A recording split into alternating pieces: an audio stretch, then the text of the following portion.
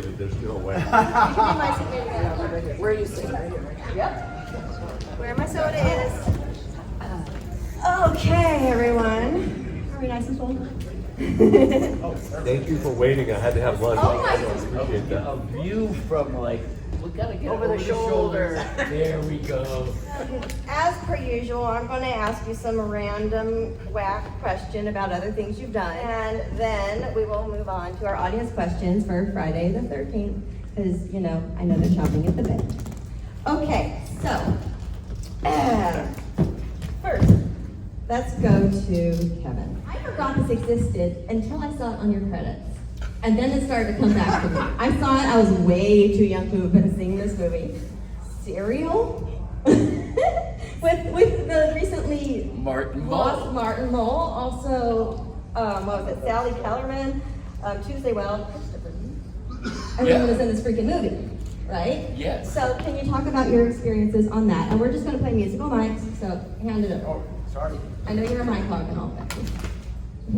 Hi. Serial was a film based on a series of articles in San Francisco about Marin County. And so it was a little gossipy 60s thing. And it had a huge all-star cast, plus me. And it was great. And I played the leader of a Mooney cult, which was big. So it was everything 70s they were making fun of. Anyway, it was a great time. Shot up in San Francisco. Gorgeous, gorgeous, gorgeous. And then we shot some more stuff at the Mooney House in LA, which was great, great, great. And then we went to a screening before the premiere and the music started. And I thought, this movie's gonna suck. It was just, the music was just so, anyway, it actually is a very, very funny movie. And Martin Mull, it was his, they were gonna make him a leading man. Wow. That was his one shot. And he was great. But anyway, it's a really funny movie now. So check it out. And the day he died, I was in Phoenix, and one of the horror people happened to have a copy of Serial with him. And so I signed his Serial. Serial. So check it out at a streaming service near you. Going to Tracie. I just adore 13 Fanboy. Can we talk about that? How did that come about? Yes. It was the easiest. I got to play myself. It was simple. Has anybody even heard of it? 13 Fanboy? Some of you? Said, yeah. It was really, really fun. I got a call from Deborah Voorhees from part 4 or 5. Yep. I don't remember. 5. And she was producing a movie where she was bringing in Friday the 13th actors to play themselves, who they are currently. And there was some person who was stalking, especially the women, and murdering them one by one.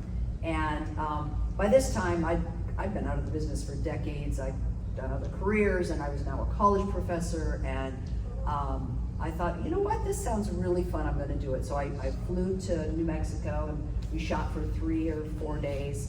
And I played a college professor. But the best part about the movie, for me, the most fun, because remember, I'm not an actor now, it's been decades, but my death scene in that movie, I don't know if any of you saw it, was crazy. I got a power drill to the side of the head, and the blood was everywhere. The blood, from head to toe, I was covered in blood. And I had to fly home from New Mexico that day, and we were in some bizarre location. There wasn't even a bathroom. I mean, I had to go into a sink and kind of lean in and get the blood. I mean, my bra, everything was covered, was pink. My skin, I was pink for about a week after that. No matter how much scrubbing, that blood didn't come off. Yeah. And anyway, that was I had a blast on that movie. There is a little, at the very, very end, if you watch the credits, I did a little kind of blooper thing. So the killer, and I won't give it away, big, tall, strapping, handsome young man, and he'd already killed me, and I'm supposed to just sit there in the chair looking dead. And they shot the scene where he's taunting me and walking around. And I turned to the director and I said, can we do another take? that just didn't feel right to me. It's just crazy because I'm literally sitting there like this. Like, yeah. So, but then I turned to the kid that was taking behind the scenes clips and I said, roll on this, roll on this. So as I'm sitting there looking dead, and this strapping guy who's the killer is walking around me and talking in my face, and as he gets right up into my face and I'm like this, I reach up and give him a big kiss. He screamed. And anyway, everybody laughed, and so they used that in the very end in the bloopers as the credits are rolling. They're showing me. That was so much fun. I loved it. So it's an interesting movie. I can't quite tell you the story because I didn't quite understand the story, but everybody dies, so that's all that matters. Everyone in it is a Friday Kings a little bit. Pretty much, yeah. It's like Melanie Kinnaman and Judy Aarons. Yeah, Judy, yeah. And some others, Steve Wallace is in it. Yeah, Ron Sloan. Yeah. And, yeah, it A was bunch of people are in that. super fun. There were a few survivors and a fun twist, and so I enjoyed it. Okay, so I got two for you because she reminded me when she uttered the phrase, "the blood was everywhere." You did a film called "The Blood Was Everywhere," right? I did. The experience was really great. It was quite a professional setup, considering it was low budget and everything else. It was funny. I was living back east at the time, and so when they premiered it, I took a buddy of mine, just went, and they showed the movie at a place, it was like where you could have a beer and stuff like that. And we go and we sit down, and this movie comes up, and it was absolute shit. I mean, it was absolutely terrible. So we get out, I'm sitting there just dying 1,000 deaths because my buddy, and I dragged him. I'm just sitting, dying, and then we leave, and we get back in the car afterwards, and I'm like, bro, I'm so sorry I brought you to that. And he goes, what do you mean? I go, that was the worst thing I've ever seen. He goes, I'm so glad you said that, because that was really terrible. You know, but before we go any further, I just want to say something. So I've known Tracie now for 42 years. And we've done other projects together and what have you. And this woman, every time I see her, every time, without exception, her hair is perfect. So, a round of applause for Tracie's hair. Because no one's not perfect. So I have helmet hair. That's what they call news anchors with the helmet hair, and I was a news anchor. I had to do a story for a station I worked for in Los Angeles, and I was in a wind tunnel with hurricane force winds, 120 mile an hour winds, and I'm standing there, and my hair was just straight up blowing, and then I step out of the wind tunnel, and my hair goes, and they took some still screen shots of that photo with my hair, and they had it a graphic put that said airhead. And gave it to me. A fun little ribbing, but yeah, the hair, it's pretty much a helmet. You know, your final scene in the Bowden Garden. Yeah. Wow. It was actually really beautiful. I thought, oh my God, Tracie has another look. it was really quite good. Crazy. It's like 1980 all over again. Yeah, it was. Yeah. No, Or maybe 1990. it looks good. I thought it was a great. Starring Tracie Savage's hair. The Savage hair. Yeah, oh my God. That could be its own horror film. It is a film. Paul, what I really wanted to talk to you about was you did a series of shorts with my friend Scott Goldberg. Yes. I wanted to know about those because I was like, I know this man. It's interesting, you know, we get contacted by people that want to maybe do a film. A lot of times these young independent filmmakers, you just don't know whether you're, you know, rubbing up against something that's legitimate or whether the person's just whatever. So I tried to do what I could in due diligence to see if Scott Goldberg was a legitimate, whatever, there was potential. And I kind of decided it was, and he was super young when I first met him. So he was like 24, and I think he's like 42 now, and has a child, another one on the way, and a brand new movie coming out, by the way. yeah, and Forest Hills, and he brought Shelley Duvall out of retirement for him. That's pretty cool. Anyway, so I ended up working with Scott, and the guy is just a visionary cinematographer. He struggles a little bit with trying to tell a story, and he really needs a strong producer or AD to kind of keep him on a short leash and that sort of thing. But he's just he has an eye and an ability with a camera that you don't see too often. Yeah, I agree. I have a very important question for you. Yeah. I gotta know. I think you might know the answer. Okay. Exactly how many wives did Henry VIII have? Henry VIII had 6 wives, but Larry King, more importantly, had been married 7 times. And she's asking me that because that was the answer that won me $250,000 on a game show, and I beat Ken Jennings in a trivia contest. Because I knew that, and he didn't. Can I just interject? Larry told me he was going to be on the show. I don't know if it's on. Okay. And but contractually, I'm guessing you couldn't say if you. I didn't want to ruin the surprise. He didn't. Yeah, he didn't ruin the surprise. I'm watching this game tonight. I'm by myself, but I just. I'm jumping up and down in my bed. It's 2007. Show called 1 versus 100. You can. He told me the whole story. If you go to my Wikipedia page, you can see the clip. There's a link to the clip. Oh my goodness. It's just amazing. Is that the, 250 grand? Yeah. So listen, you know your useless. It's all that kind of Yeah, stuff. that paid off, dude. Yeah. Congratulations. Yeah, right. You're like, why do you know all this? Well, Yeah. once in a while, For like, sure. my wife could never say like, well, why do you have all that shit in your brain? sure. Well, hey, I bought your Mercedes, so whatever. Well, we were just now out in the restaurant 10 minutes ago, and Larry is just spewing like what we had or what he ate for lunch the third day of shooting on Friday the 13th. I'm like, dude, why the fuck do you remember all this stuff? And he goes, I can't help it. It's just in my brain. But thank you. You earned some Validated serious himself. money. He's the encyclopedia. yeah. Was that your only game show? No, I was on a show called The Inquisitor. I won $500. That was like a game show series. Someone knows it. I was on a show called Juvenile Jury when I was 7.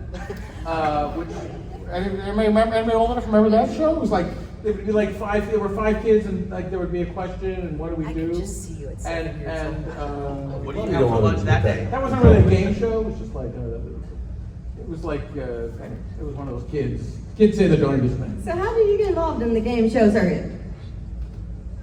The 1 versus 100. It was like literally my nephew said, "Hey, there's a show. You should look at it." He said that on Sunday. On Tuesday, I looked it up. I Googled. I'm like, they were like, auditions are tomorrow. and so like I went like Sunday, Tuesday, Wednesday I was there. I auditioned, and then I was in this one episode where they did. It was winner. It was 100 people, 101, winner take all, and that was the only episode they did like that. And otherwise, I would not have won any money. Like so, Did every he get, other did he episode. get a cut of the money? I gave him. I brought him a brand new computer. Oh, there you go.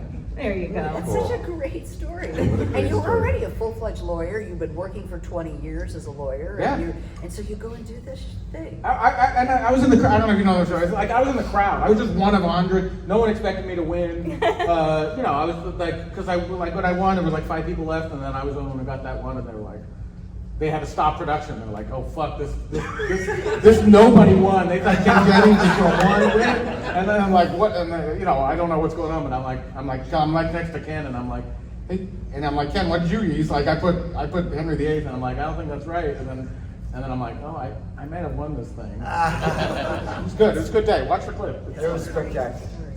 Have you ever won a game show? Well, no, but I have gotten steak knives from our game show.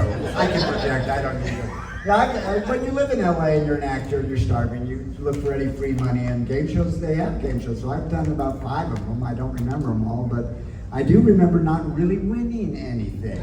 Steak knives. Steak knives, You should really have been good on the show. cut knives. Yeah. You should have been on the show, David, where you could call a friend and then you could call him and he could give you the answer. He'll know Oh, I anything. was a millionaire, but I didn't get into the hot seat. Yeah, I didn't get there. You should have been on Fuckboy Island. That's your thing. Right? You're with me. Right? It's true. That's a real show. Do we have any audience questions? Not yet? Oh, right there. Yeah. True that, like, you were like at like a convenience store and they were like, hey, you want to be in a movie? Is it true I was at a convenience store and you were like a movie? Sort of true. So the way I got cast in the movie is that I was a wannabe actor. I was studying acting. I was 18, and I had a job handing out movie tickets to movie, sneak previews of movies, which is something we do in LA, right? You go, you want to see this movie, and then people see if people like it, right? So I was in Westwood on a Saturday night handing out tickets to The Road Warrior, a movie no one had ever heard of, and these people came up to me and they said, "Are you an actor?" And I'm like, "Of course." I hope so. Yes. Like I'm thinking like, what is going on? And they're like, "Well, we wrote this movie and we think you'd be perfect for it." And those are the writers of the movie, and Carol and Marty, and they saw me and they're like, "That's Shelley." And really, if you look at the script, it's like just like if my best friend had written a part for me, they couldn't have written a part that was more me than Shelley. Like it was like, fat, afro, wannabe actor, all that stuff was just me. So I had an agent. I gave my agent's info, and then Tuesday I got a call to go down and audition. So I still had an audition and beat out the role from whoever, Sean Penn and Al Pacino. But that all happened, and so but that's how I got the audition, and that's how I got the role. So that's my other game show win. Did you guys want to share your audition story? Well, I'm just curious. They didn't make you sleep with them? They made me sleep with them. And you know what? They were going to hire you as the lead, but after that... Wow. You were going up for Paul's role. I will also point out, I've known Tracie for over 40 years. Her mom was my agent. And Paul's agent. And David Wiley's agent and Nick Just Savage. like so many of us that were with her mom. And so, yes. I don't know what I was going with that, but it would have been a great story. What was your audition like, Paul? Another one of Tracie's mother's clients was an actor named Harris Cow, who had a recurring role in Happy Days. A little backstory: Harris's dad married her mom at some point later. Anyway, Harris went on an audition. He comes back and he says, "Paul, you got to go meet these casting directors because they're nice guys." Not always the case. Casting directors can be a little short. They just don't always treat actors with the kind of respect you'd expect. So anyway, I called Judy, Tracie's mom, and said, "Hey, can you get me in for this thing?" And so I went in and I read for the role of Danny, the one who walks on his hands. And the casting director said, "No, you're not right for that role at all, but we think you'd be right for the lead. Can you come back tomorrow and meet the producer and the director?" And I said, "Let me check no, I'm just kidding." I said, "Of course." And so I came back the next day, but as I was leaving that first meeting, they said, "Look, when you come back, the guy, he's the character, he's not a city guy, so don't dress like a city guy. Like, maybe he's a carpenter, something like that." And so I kind of ran with that. The next day I showed up and I had blue jeans and work boots and parka, and I carried a big long 2x4 into the office, carrying a The skill whole saw. 2x4. Yeah, carrying a skill saw, and they're like, "Oh, I'm loving it." They're just sucking it up. So anyway, I go through the thing and the reading, and it went great. And I'm sitting there, and Frank Mancuso Jr. and Steve Miner said, because at this point the movie hadn't been formally given the title because they were trying to keep it on the quiet, possibly doing it non-union. And they came out and they said, "Hey, are you familiar with Friday the 13th, Part 1 or 2? And I said, "No, I don't watch those kind of movies. That's not my kind of thing." And they look at each other and go, "Just our luck, we get this guy in here." But I think they actually appreciated that I was candid enough, and I wasn't trying to kiss up to them. And so anyway, I read for 2 months because they were trying to find the girl, the lead. And so I didn't have a contract, so it was very nerve-wracking because I literally came in like 2-3 times a week to do screen tests with other actresses, but I didn't know I had the job. And I felt pretty confident, but until you sign, you just don't know in that business, right? So I kept doing it, and after 2 months, I executed the contract, and it was a thumbs up. Your story is pretty close to mine. I got chosen pretty quick. They didn't say I had it absolutely. But I read with 6 different actresses for my girlfriend. And then they didn't end up casting any of them. But it was unnerving because you would think they like me. May I borrow that for a moment? Now, their experience is very different from mine. You have to remember that this was low budget. It was Paramount, but it was certainly not a film that was on anybody's high radar. My agents, I didn't audition, but my agent said, no, come on. I had like 2 Lou Grants that they were offering me, you know, and I was doing chips and those kind of things. Yeah. And they said, this movie is going nowhere. As he said, they were even trying to like get away with doing it non-union. Yeah. This was not a high-profile picture. It happened to hit the jackpot, and it had Steve, that's who I knew, you know, to produce it and get it done really, really well, through in the 3D thing. But you're looking now saying, Friday the 13th Part 3, at the time, this was not a high-profile job. And I was told it was not a good enough job. But I like these movies. So I said, I like Steve, I like these movies. But you kind of have to remember where this was in the hierarchy of 1982. I think Paramount had an inkling, because this is the third.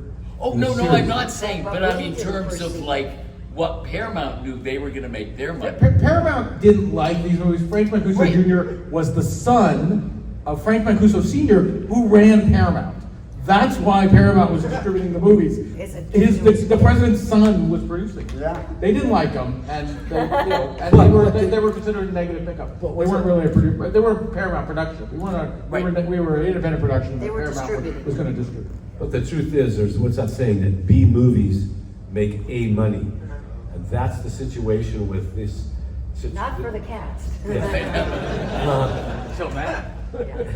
And so, you know, these movies have been just, you know, a cash machine for the studio, because they, you know, invest a small amount and yield quite a good return. So, but yeah, the agents, I guess, you know.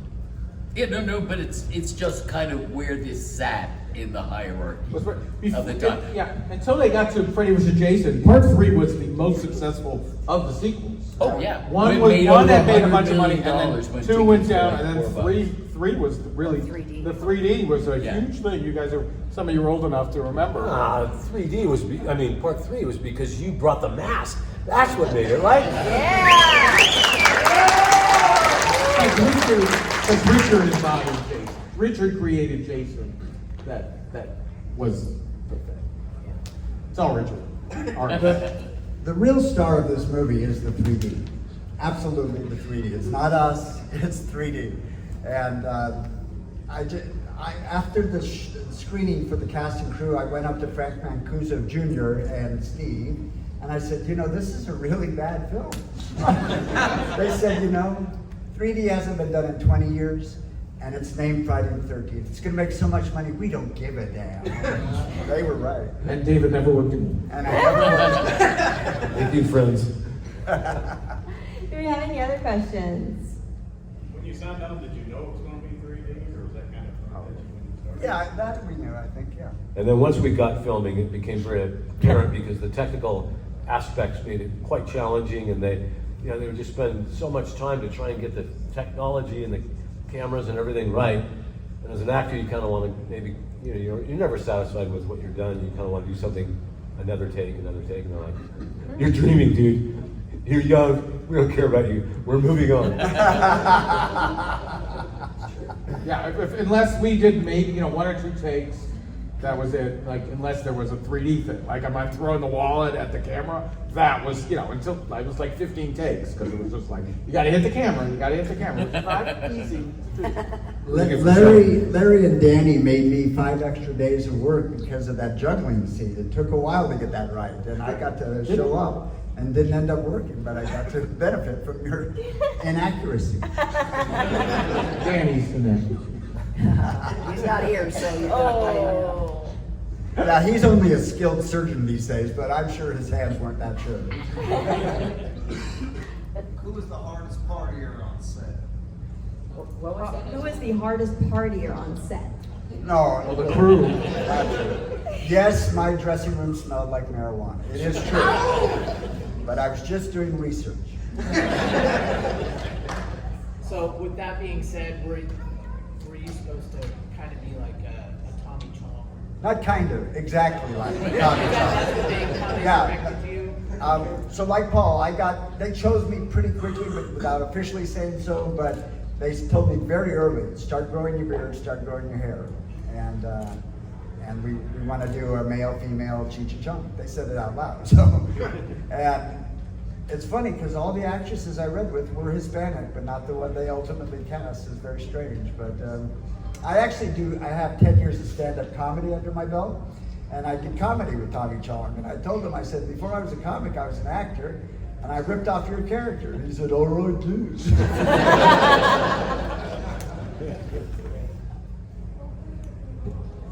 Favorite kill? What was your favorite kill? In this movie? Yes. I would say eyeball. Yeah. For me. Mine was the spear gun in the eye, because when it came off screen and then went, the whole thing was, I thought that was a great death. Yeah. But I remember in the theater, day one, I was seeing in the theater with the crowd, first time, and the eyeball pops, and the whole place jumped. Goes It nuts. was great. I mean, that's the thing. If you ever can see the movie in 3D at a theater, go. They've just put out a new digital print. It's beautiful. They put a new surround sound mix on it. You will love the movie if you see it in 3D in a theater. It's just great. Favorite kill? Well, I'll have to be biased a little bit. But, I thought my kill was phenomenal. And Pretty good. Yeah, it was pretty awesome. The hammock. World-class chest, yes, go ahead. Yeah, there you go. There you go. It took, as we're talking about the 3D effects, it took a long time. It was a whole day of shooting just to get that 1 4-second shot. But it was also, wasn't it a sort of a play on part 1? Kevin Bacon. Kevin Bacon's death. And it was just a classic, knife through the throat kind of thing, and blood. From under the bed. Yeah, yeah. Very specific scene, right? I would say that was my favorite one. What's your second favorite one that's not yours? Yeah, come on, Peter. Yeah, I'm gonna have to go to the eyeball. That was a pretty darn good one. Yeah. Although Shelley's was good too. The eyeball got written up in People magazine. It I love did? that. I'm just amazed that Jason he kills Danny with the hand, doing the handstand, and then gets his body up on top of the rafters, and Danny comes out, just gets in the hammock, doesn't notice his blood, guts all over the place, like just so oblivious. I really want to read this Fangoria magazine. Priorities. It's baby brain. The Fangoria magazine. That was such a beautiful touch. Favorite kill? Well, first of all, I want to say about my kill that I was upset that they didn't show it. They did the makeup for it, they burnt my headband, they burnt my glasses, they flailed my skin, and they don't show it in the film. I don't know why. It is all about you, David. It is. This is a film about David King. No, I have to go with your choice. I like the spear gun. I think that's pretty fun. Didn't happen to me. Yeah. Well, silly. Some like chocolate, some like strawberry, some like vanilla. They're all just what they are, and they're all so much fun. Are you running for office? These guys can't hire me. But they can get you at other cons. Yeah. They can Yeah. pester the promoter until they hire you there. Yes. Right? And I'll save my answer till then. Oh! Ladies and gentlemen. All right. Any questions over here? Yeah. Hi, we're from Pittsburgh, so we're from the land of like Tom Savini and practical super gore effects, a lot of detail in that. But as far as your movie and the experiences you've had, what do you like more? What's your flavor? More practical effects, which take a lot of time and also a lot of cleanup, or stuff that's been more digitally edited or 3D or things like that? Some of the newer styles. As an actor, you like the practical because you're in the middle of it, right? And you're working and you're on the set and everybody's hovering around and it's challenging and exciting and you got to get it done in one take because maybe you only have one appliance that they have ready. It's edgier. It's definitely more, as the actor in the center of it, you definitely like the practical parts. Yes. And as an audience member, the CGI always takes me out. If yes, it can be done really well, but it takes me out of the story, of the reality. So for me, practical all the way. Nobody ever says, wow, what a great digital special effect in that movie. You go, look at the head explosion and scanners. Look at the guy getting his guts torn out in Dawn of the Dead. Look at the eyeball is practical. The spear is just a nice cut. Or going back to, but the handstand was practical. They built that, and it's amazing. well, even going back to like Sam Peckinpah movies, I mean, that kind of stuff, it's like the craft. And I'm not trying to minimize or denigrate the incredible work that the behind the scenes digital people are doing today. But that kind of crafting in making films, I just really have an affinity for that. I think it's just really beautiful, and it adds to an audience experience when they can capture that on film. There's just like a fabric to it that you can feel. You may not even be consciously aware of it, but you sense it and experience it differently, I believe. It's kind of on a similar track.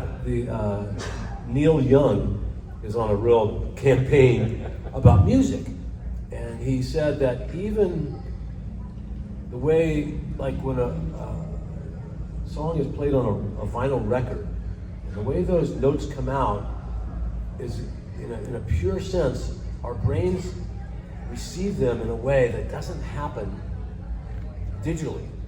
To the point where when they digitally remaster and then apply that to vinyl, you lose something than what they had back in the day. And I don't know if it's because Neil Young and I are both older than dirt, but I just appreciate that perspective. Yeah, I want to say Paul is really old. Oh, you need to give him the same movie you gave me. But you're the same age. He's actually older, so. I'm the oldest one, so I can say anything I want. I'm the youngest, so. You're the little baby? Okay, anyone in the section? 32. Anyone in the section? Anyone in the section? No? All right, I'll continue then. Can I say one more thing about hair? Of course, David. I like anybody with hair of any type. They ask me if I'm losing my hair. I'm not losing my hair. I know where it is. It's in the shower floor. I'm not calling Scotland Yard. Hello, you see my hair? Okay, that's all I want to say. You need to grow it out and get tips from Tracie on her helmet. Grow it out. You one day too will grow old. Let this be an example. It's sad. It's very sad. Paul's got all his hair. Yeah, and it's not too gray. I don't know what the hell happened. I just won the lottery on that one. It is not CGI. All right, let's go back to good subjects. Summer, ask a question before David talks. Okay, so, sir and ma'am, you've been doing this a long time, obviously, right? And we all love Friday the 13th. What advice would you give your younger selves before you walked into this movie? Knowing what we know now, that knowing then. What would have helped you back then walking into this and what it's going to be? Because you never knew that. Great question. Somebody else answer. Well, I was already double fisted. I was already Take a picture. I was already pursuing a different career. I was going to be a broadcast journalist, and I was already done with the business. I was done. And my mother, an agent, and I was moving to Michigan, Ann Arbor, to go to college. And my mother, the agent, says, Tracie, you got it. I'm like, Mom, I'm done. You just go on. It'll pay for college. And she was right. And I worked on the film, and all I was thinking was, this is tuition at University of Michigan. This is what this is for. So I didn't have the pressures or the stress of, God, I hope I'm good in this movie, because I wanted to lead somewhere for my future acting career. I was like, this is fun, and I'm just making money so that I can go pay for college. So when I look back now, I probably would have had even more fun, because where it ended up is incredible. And the fact that we're here 40 some years later is incredible. Yeah, and I'm so grateful. Like at the time, I thought, I'm going to be taken serious as a broadcast journalist. I'm going to cover major stories. So I'm not going to talk so much about my acting career, because I don't want to be thought of as, some bimbo actress, which is but I, Can you tell the O.J. Simpson thing? no, I But you have to tell them. No, tell the story. It's a good story.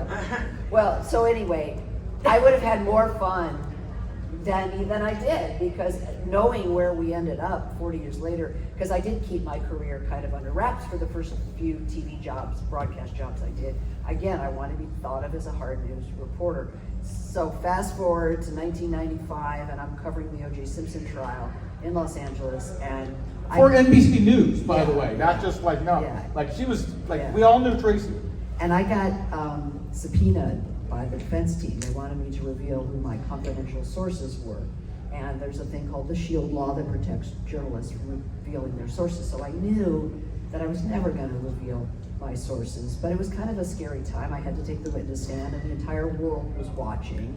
And so I was like panic stricken that I would say something stupid or look stupid up, in front of the world. But the National Enquirer ran a story. Now this is 15 years after the movie. I'd been a reporter for 9 years. Ran a story from Friday the 13th. Remember, I have the shower scene. Topless news reporter to testify in the O.J. Simpson trial. As if I'm doing my news reports topless. And it was in the National Enquirer. And of course, at the time, I was again like, oh my God, this is gonna ruin my career. Now I laugh. I think that's just ridiculous and funny. And hey, look, I made the National Enquirer.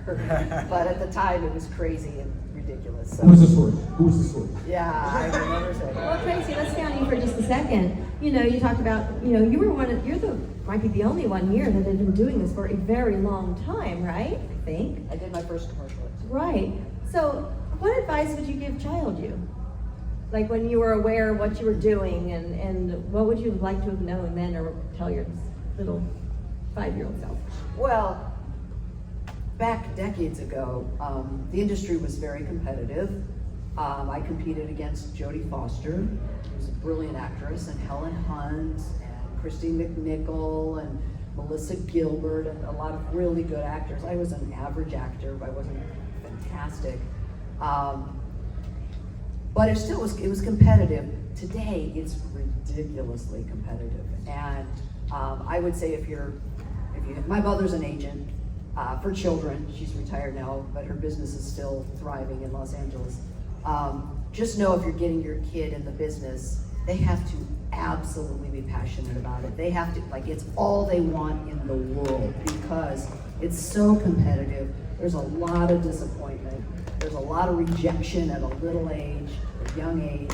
And if your kids want to do it, if your parents and you raising children who want to be actors, it had better be their choice. Because if it's your choice, it's really hard on the child. And don't you think too that a lot of young actors,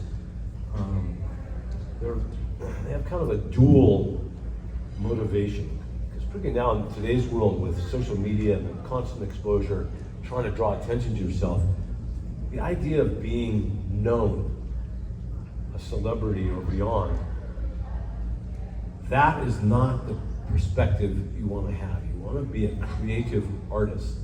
And so when you see a child that wants to have it with a passion, they better have a passion for creativity and performance, not for the attention that performance will ultimately get them. Because the people that are successful are the people that are good at what they do. Yeah. And that's a fine line, because I think, and for me at that age, you ask, what would I tell my self at that age? It was to be more focused, for sure, and not let the distractions of what was happening, because it was a big deal for us to get on this film. For all of us, we're like, wow, this is really cool. And so it's just hard, you show up and the camera's rolling and you gotta be there. So there's a lot of lead up that you can do to stay undistracted. And it's hard though. So that's what I would say, for anybody, it's not an easy thing to do. I'd like to add to that though and say that if they do it, if they really are into it and they do it, being told no all the time is good for humans. We don't get everything we want. And for them to say, okay, I didn't get 8 of them, but I got the 9th audition, That's great. That really makes you stronger in character, to be told, okay, I can suffer, I can get setbacks, but I can have successes too. And that's what I would tell They myself. can get that, and then also lots of years of the therapist. Yes. Yeah. But they need money too, so. Oh, you, Larry? I think I would say to myself, like, we were in the #1 movie in the country for 2 weeks. It was the #1 movie. It was like, right, it grossed the equivalent of like $60 or $70 million. I mean, well, more than that, probably over 100 in 1982 dollars. Yeah. And I thought, now I'm the shit, right? Now I'm gonna work. And no, like nobody cared. Like that's not a thing. Like nobody's like, you're in a horror movie, now you're gonna do more work. So you better be don't get above yourself, because no, they don't really care about horror actors. I mean, you can look at the Friday the 13th cast. There are a few, Kevin Bacon, Crispin Glover, and Amy Steele, but she was famous before. Dana was famous before. But the people who were they didn't become famous. Like, not people from Friday the 13th didn't really go on, and we've all gone on to have professionals. I'm a lawyer, chiropractor. Yeah, that was a disappointment, actually. We all left the business.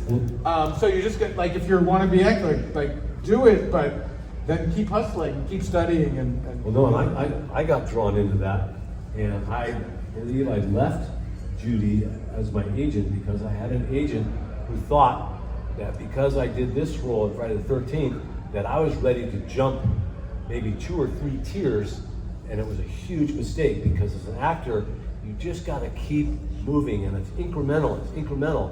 So this agent fed me with a lot of maybe what I thought I wanted to hear, or I just was, I'm gonna make you a star. yeah, or I just was, got his enthusiasm. So I was going out for auditions against Christopher Walken and people like that. And I'm like, I knew in my mind that I wasn't in that category yet. Maybe I could get that way. And so the rejection wasn't just your typical rejection. It was rejection because my agent wasn't building upon what I just did. Yeah. Just take the next baby step and the next baby step. And you don't go from step A to D. You go to B, maybe even go back to A, and then go to C, and you move your way up. And so that's another thing I would tell my young self is, don't get ahead of yourself, and don't think you're the shit, like you said. Or let somebody like an agent tell you that you are until you've earned that. I would also say this, it's called show business. So many actors, they're good at the show, they can act, but they don't know how to hustle. They just don't know how to hustle for their own work, and you really got to. You got to. And have a lot of luck. And got luck. You got to have luck too, but if you don't hustle, you're not going to get work. About this particular Yeah. 3D experience? Were you in No, the room? no. Were you in the room for the last 20 Okay. days?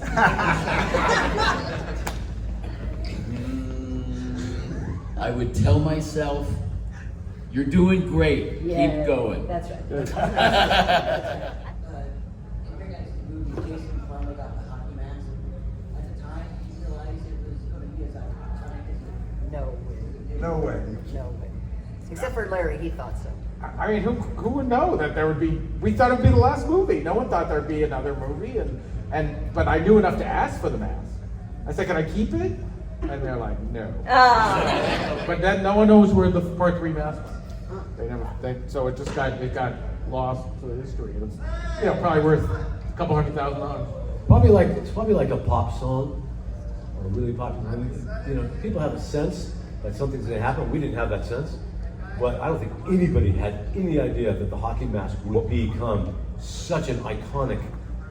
Well, I never even saw Jason in the hockey mask. Neither did you. You have one, you never see him in the hockey mask. You don't. I mean, Well, I saw him on the set with a hockey mask. Right, but he's not but it wasn't like a thing. You go oh, it's going to be a thing. You we don't even have scenes with him, where you see oh, this is cool. A happy accident. No question. Our Jason was Richard Brooker, and he was British. And the first time I saw him on set, he had that hockey mask on, and he was walking around with a pipe. Going, all right, who am I going to kill now? All right, well, that about wraps it up. Everyone give it up. Thank you.